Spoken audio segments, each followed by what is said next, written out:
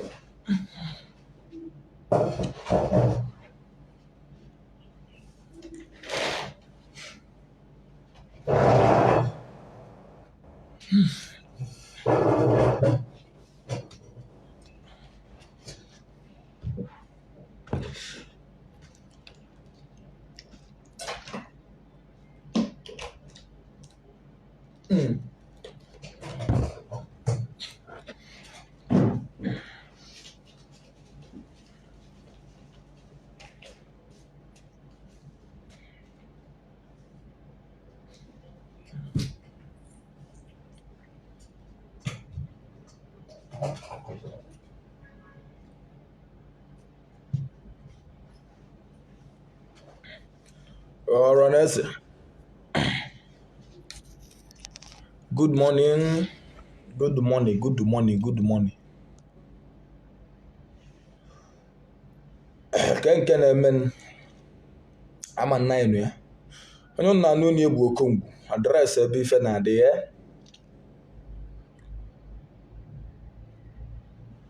Asị nka m pụta ka m bịa gwa okwu. Ka m bịa kwuo okwu.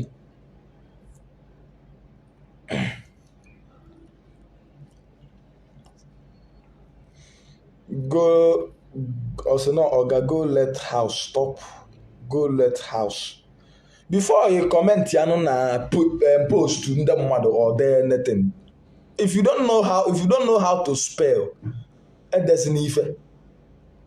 Go and rent house. Obulo go let house or go and rent a house. Stop staying in a hotel. No go let house. Stop hotel life. So no.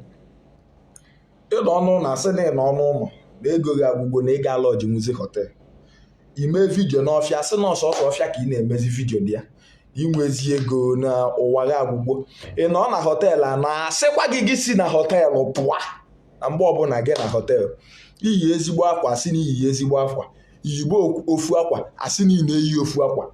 Ichenji akwa asị na egonye gị akwa na ichenji akwa taa. Irie nni erie okwu. Iri ho nni eri akpọba hungry boy. Ndị Igbo che asịdo anya ọkụ ụnụ na anya ọkụ agbata obi. Ịma na a na-agwa ụnụ amụnsu ọ dị ụnụ ka nya onwele ebe ime. Also no small time now you will be begging for money. Nah, I'm not begging for any money. Na anya ebe. Nke a bụ cash e withdraw ya eri na change erifo. Ịghọta ihe abụgasị change erifo. Look at.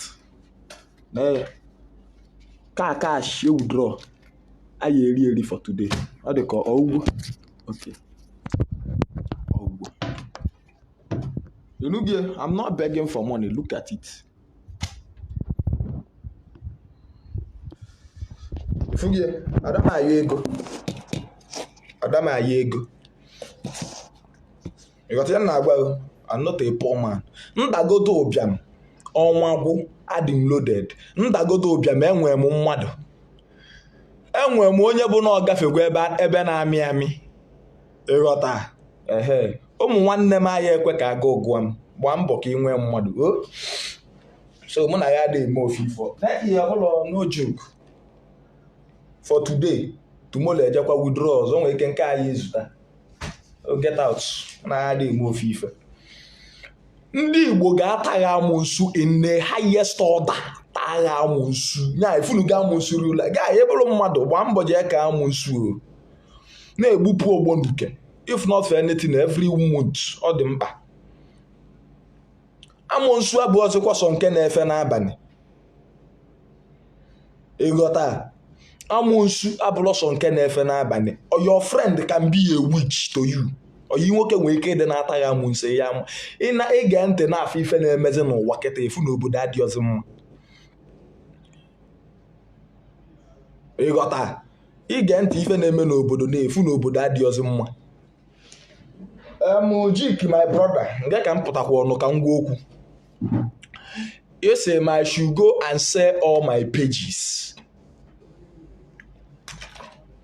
I should go and sell all my pages and go inside. Jik onwere onye ya ego nwu page m. Nobody can buy my page. Mother I ego nwu my page.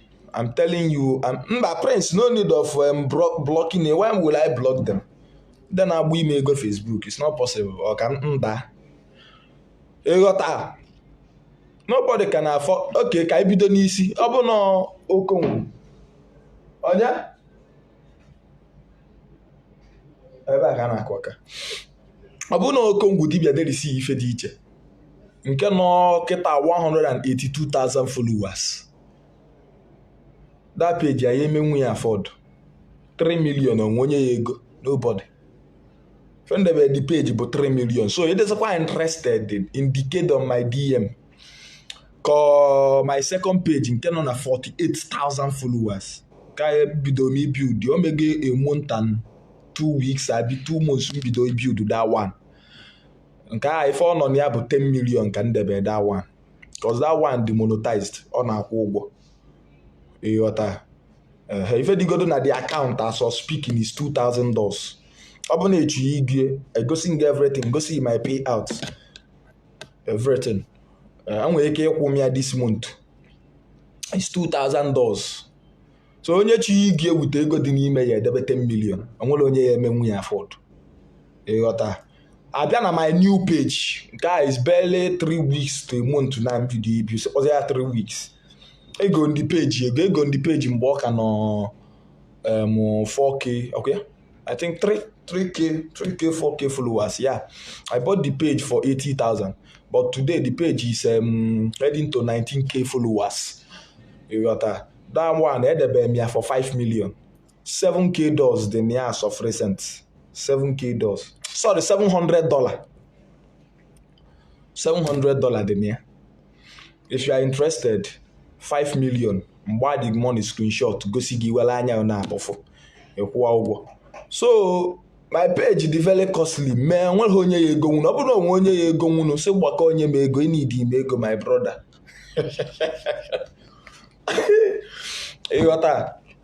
I need the at least say waka 10 million plus 5 million, 15 plus 3 million, 18 million. I'm going starting when anything good for me. So, Jik, my brother, nobody can afford my page. Or galon, not very costly.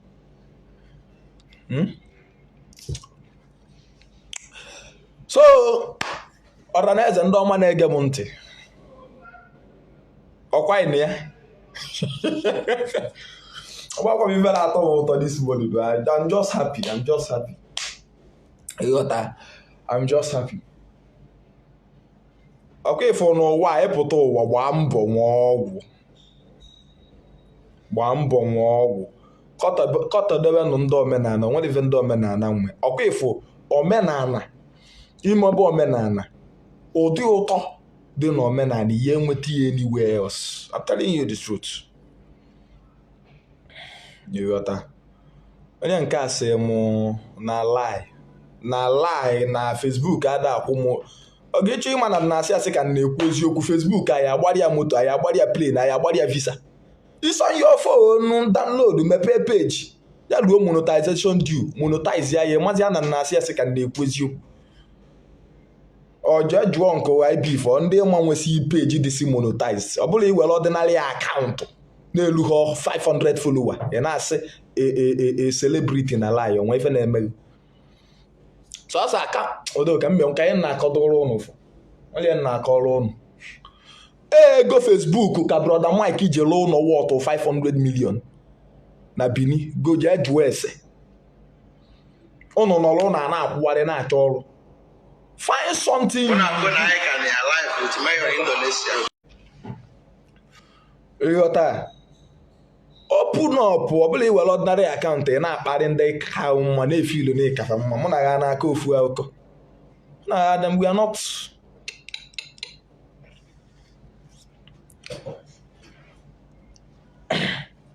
So kedu ebe m kwụsị before mmadụ wee interrupt tụwa m. Anyị amazịkwa m ebe m kwụsị. Chimaobi Charles. You're welcome. Ugo nwanyị. You are welcome. Biko no tomorrow ka ya na ndo na-eri ji.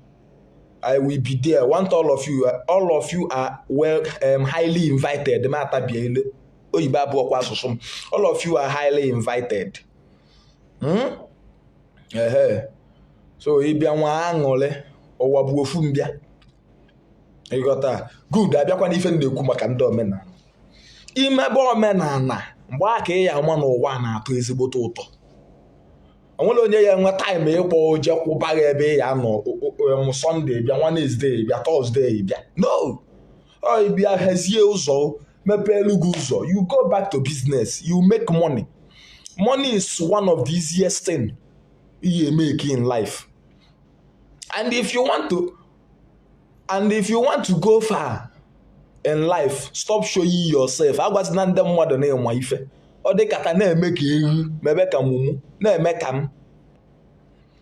Ọ dị ka igosikwa fa your good side. Ọ dị ka ịghakwa iyebekwa eyiyebe maka imebe ka ezigbo mmadụ afọ na ife ọma na-agale agwọbara ọgwụ 247 na-etọ n'imebisi ọgwụ.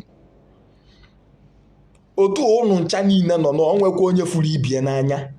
Ndị Igbo afọ ụkwụ onwefa n'anya. Ndị Igbo dịkwa 100% ife furu onye nwefa n'anya eru ọkwa 30. Ana m agwa uru nke bụ eziokwu.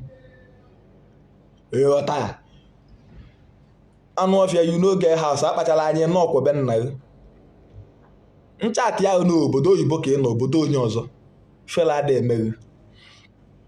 Chika Nato ihe ejegodu ga ezigbo phone see ezigbote picture nọlụ na ezigbote background see picture. Ebe iwetara m ọnụ. Ọ ga-azọba onwe wait for God's time ya na-akụghiri na-aka nka. Ọkwa obere oge anyị nche eruo 40 years onye ọbụla ewepụta achievement ya. Chee n'ọnụ. Chee n'ọbanye igo data bata na aka rubbish nu. Onye ọbụla ya enye account of ife o mepụta. Ndị ya na-akụgheri online ya bụ ka ndị igodo I'm doing giveaway na ka m nweta ego.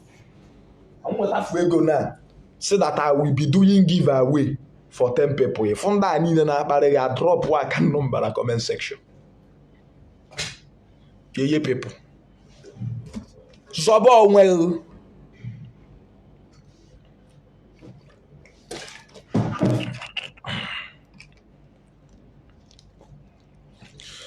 Nsọpụrụ chi I no get house why I lodge for hotel. Ife sọ nka m eji ego mme ya gwa m ife m eji ego mme na ala ada anyị. Ịghọta. Otu sọ nka m esiri my money ebe sọ m nwere ego nje lodge ya. It's not your money. Ọkwa ụnụ sị na agụụ na-egbu nna m enwere ego. Yes, enwere m ego. Agụụ na-egbu m. So obi a na-egbu ka ife obi na-agbawali na nọ na hotel. On the self picture your own hotel send there. So dọma na-ege m ntị my friends and well wishers. Ana m ekele onye ọbụla ọ ga-adịrị ụnụ na mma. Onye na-ekenekwanụ bụ Okongwu derisi ife dị iche. Biko na-eshare nu this page dey follow me any day before ending of this year ka luo 100k followers. Ịghọta. Ịdịkwa interested igo the page no problem. I'm available.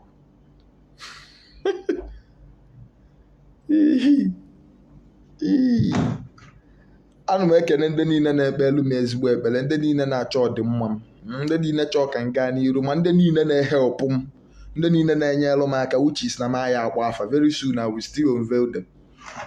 Ana ọbụba eketa.